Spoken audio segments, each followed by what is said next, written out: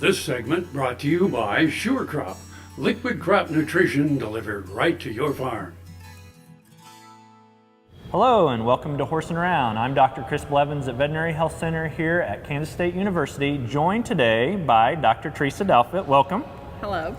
Dr. Douthit is an equine nutritionist over in animal science and is an associate professor over there and does great projects, has great information about horse nutrition. And today I thought that we would have you just kind of talk a little bit about older horses and maybe some aspects of maybe starting with management of older horses, or what people should do when they have an older horse that maybe they didn't realize how to feed them. Okay. Well, you know, a lot of people know and realize that as horses get older, it gets hard to maintain weight on those horses. They start to lose weight. It gets hard to keep them looking good. Pretty soon you can see the ribs and the hip bones, you know, become prominent, and owners, you know, they know that this is an issue, and a lot of times they don't maybe realize exactly what's going on.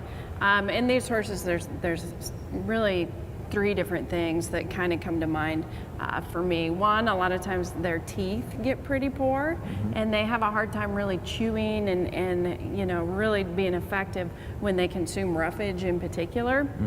And so dental care becomes really important in these horses.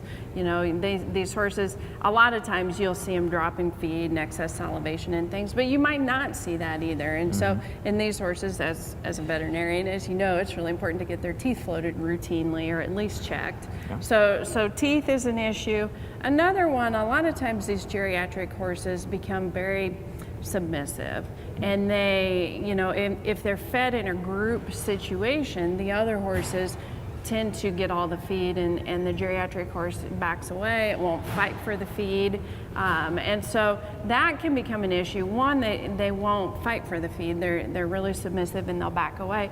But two, they eat very slowly, and so a lot of times with these geriatric horses, we need to somehow modify our management practices to make sure they're getting enough feed. You know, and I think that's really a great point, is some people just forget about that of hierarchy and just the feeding and by nature kind of how horses interact. So that is really good points. The other thing, you know, that I always hear from owners, and you probably do too, is we need to change their food. Do we have to change, you know, they're old, we got to feed them old horse feed or something like that. Right. What are your thoughts on that? Well, with old horses, because their teeth are not very good and their ability to absorb nutrients declines over time as well, they do need higher quality feeds. And a lot of people want to focus on the grain, but you know, the basis of an equine ration should be hay. We need to make sure whatever roughage we're feeding the horse is really good quality. You know, a mature horse probably, you know, may do fine on mature prairie hay, but a geriatric horse probably is not going to. You know, he needs some higher quality hay. And the other thing, you know, the big thing with these horses is just getting as many calories into them as we can. And so generally something with a high fat content. Fat is easily digestible. It's something the horse handles really well, and it's got more calories than anything else. So whether that be purchasing a high fat feed or top dressing with corn oil, you know, anything we can do to increase the fat content in the diet. And with the teeth issues, if the horse, even if we've got high quality hay, sometimes they can't eat it very well. And if that's the case, we may need to switch to something like a complete feed that has the fiber source already in the feed. You know, it's been processed, and so usually it's, you know, kind of a pelleted form, and so the horse doesn't have to chew it up as well. And a lot of times, you know, like a complete senior feed would use something like beet pulp, which is really highly digestible, and so you'll see a lot of that in senior rations. And so, you know, you can start with making sure you've got good quality hay. If the horse isn't eating it, however, you may want to consider a complete ration, and where the pelleted feed provides everything the horse needs. You know, if they want to eat hay, great, but they don't have to, because they're getting the forage and the other feed source along with supplementing fat. And I think those are really great information about just feeding the older horse. And I think if people have questions, they have older horses, they can sure contact their veterinarian, but also equine nutritionists will really be helpful in that kind of information that's needed to kind of feed an older horse. So you can sure get a hold of Dr. Douthit. She's at the Animal Science Department in the university.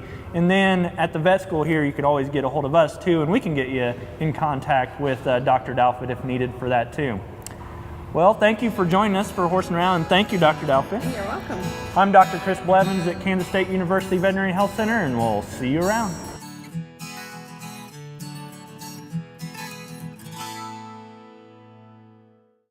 The Kansas Wheat Innovation Center in Manhattan is rediscovering ways to get improved varieties and new genetics in the hands of farmers faster. Grower-led and checkoff-funded research initiatives are bringing about positive change. This grassroots leadership provides a strong voice in Topeka and Washington, D.C. Now is the time to partner with Kansas Wheat in moving wheat forward. Kansas Wheat Commission and Kansas Association of Wheat Growers.